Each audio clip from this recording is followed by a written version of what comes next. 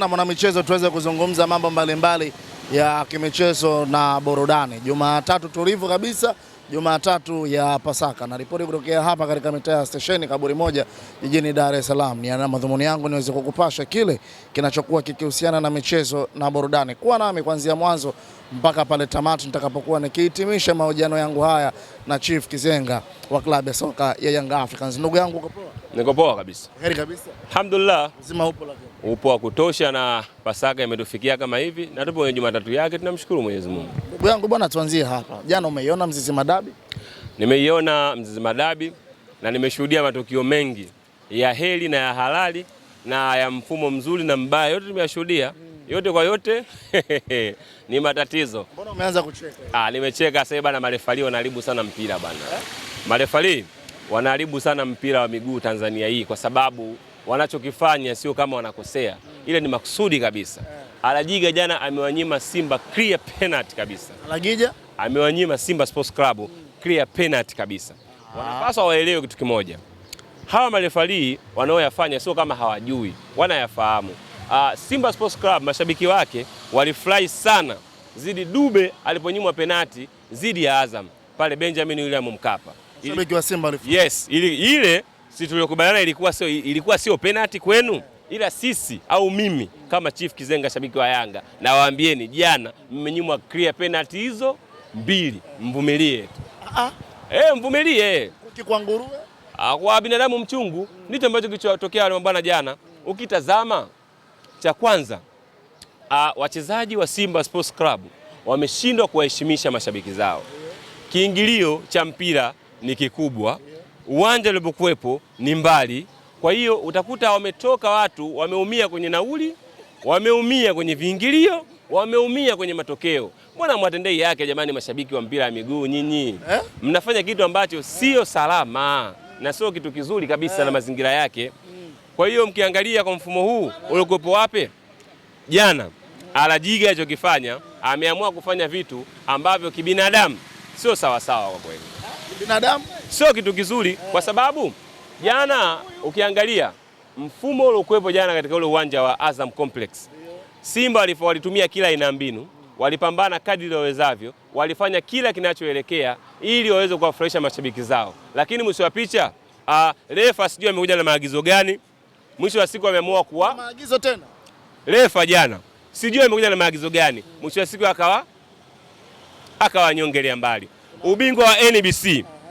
Kama Azam ataweza kufanya hivi kama alivyofanya, kakaza kwa Yanga katoa sare, kakaza kwa Simba katoa sare, na akiweza kufunga kila aina ya timu iliyokuwa mbele yake, muda wote na wakati wote kutokea sasa, NBC Premier League inaweza kuhamia Chamanzi.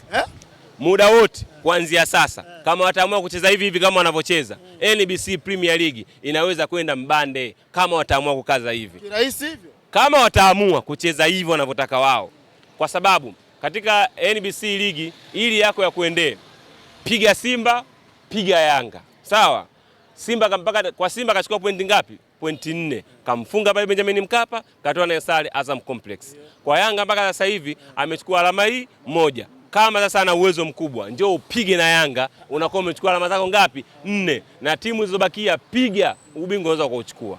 Lakini kama mtaamua kukaza hivi kwenye mechi chache ambazo za Simba na Yanga, afu baada hapo mkienda kwa watu wadogo huko chini mnaachia tu, basi nyinyi hampo kwenye ushindani, nyinyi mpo kwenye kazi maalum. Kwa hiyo mnachopaswa kufanya kitu kimoja, ubingwa wa NBC ligi una mbinu nyingi, una mambo mengi. Kwa hiyo kikubwa, game ya jana ilikuwa nzuri kabisa, ila mechi ya jana imekuwa mbaya baada ya refari Alajiga na malazimini wake kuharibu mpira. Bwana, ndugu yangu Tanzania One Aishi Salum Manula jana ni miongoni mwa watu ambao wamepewa man of the match wa mchezo.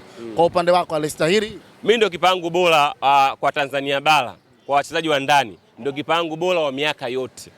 Aishi Manula tokea yupo Simba, mimi ni mshabiki wake. Yaani tukiachana na mambo ya ushabiki wetu wa mpira usiu Simba Yanga nini, lakini mimi Aishi Manula tokea anacheza Simba ni mtu ambaye nilikuwa namhusudu na namkubali. Na jana amewazilishia Simba Sports Club, mliokuwa mnanifanyia mimi haya, muone uwezo wangu sasa hivi ukoje. Kakaa yeye langoni, kila wakipiga ngoma haziendi. Kwa hiyo amestahili kuwa man of the match, na jana ametimiza majukumu yake kwa 100%. pongezi kwake, maisha mengine yaendelee, na namwombea sana kwa Mwenyezi Mungu huyo kijana, Mungu aendelee kumpa afya na amani, aweze kufanya matokeo, aweze kupambania timu yake kadri awezavyo, na asipate majeraha ya aina yoyote mpaka msimu unakwenda mwisho. Na ndio kipa tunemtegemea kwenda kwenye AFCON 2027. Kwa hiyo bravo kwake, amestahili kwa man of the match. Haikuishia hapo Libase Gay bwana. Wanasema kijana mtundu jana kashindwa kupenya kwenye milango ya wekundu ya Azam Football Club. Oya we, ile mashine. Libase Gay, ile mashine ya yani ile mashine ya kukobolea. I say Libase Gay ni mchezaji ambaye mimi naweza nikasema baada ya kuondoka Azizi Ki Stefan katika ligi yetu Tanzania, huyu bwana sasa ndio ameanza kuja kutuonyesha kama football au left footer anatakiwa kuwaje.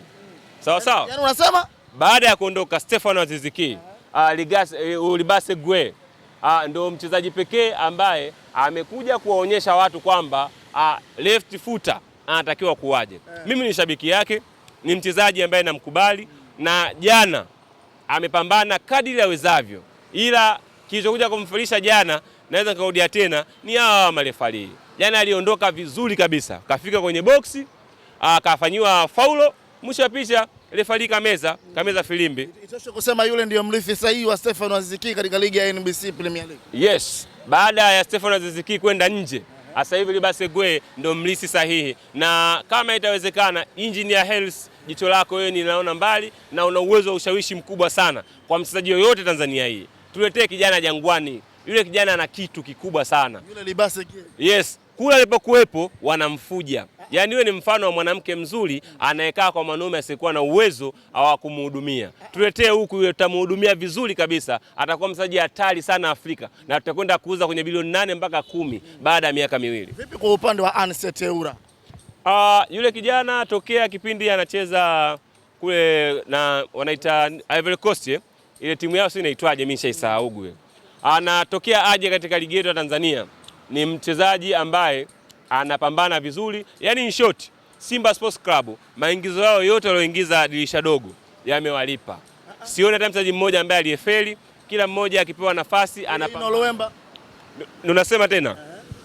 Kila mchezaji. Ndio narudia tena. Yes, kila mchezaji ambaye aliingia Simba dirisha dogo ni wachezaji ambao wameprove na wamekwenda kuibadilisha Simba Sports Club. Ni Simba ambayo sio ile tulizoea sisi. Simba Sports Club sasa hivi hata ukiona inacheza mpira, wana mpira wa kuvutia ukiutazama.